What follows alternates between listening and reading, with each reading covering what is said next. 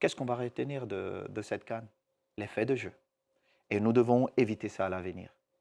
Alors, la CAF vous a donc sanctionné, interdit de stade pendant 4 matchs, une amende aussi, en raison de votre comportement dans les tribunes, qu'il a qualifié d'anti-fair play. Vous êtes retourné vers Patrice Motsepe, vers le président de la fédération marocaine Fouzi Lekja. Est-ce que vous allez faire appel de cette sanction et est-ce que vous avez dénoncé à ce moment-là le manque de fair play ou peut-être le fait que ce soit biaisé, cette Coupe d'Afrique des Nations? Biaisé, c'est vous Je ne sais pas ce que vous avez qui... dit, c'est vous qui Non, avez non, non, non, parlé. non. Biaisé, non. À la fin, j'ai été très clair. Le fair play devrait toujours être au-dessus de tout. Et c'est ce que j'ai essayé de faire. Je ne suis pas d'accord avec la sanction. J'ai fait appel de la sanction. Et je l'ai même dit au président de la commission.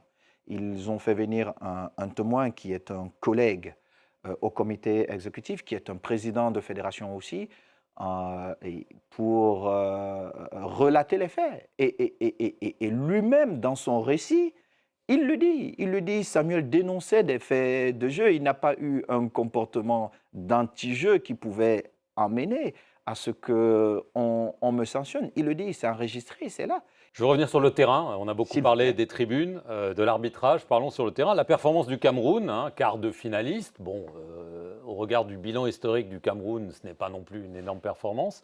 Mais avec plus de 2 tiers de l'effectif qui n'avait jamais fait de compétition, est-ce que vous pensez que cette CAN est une réussite?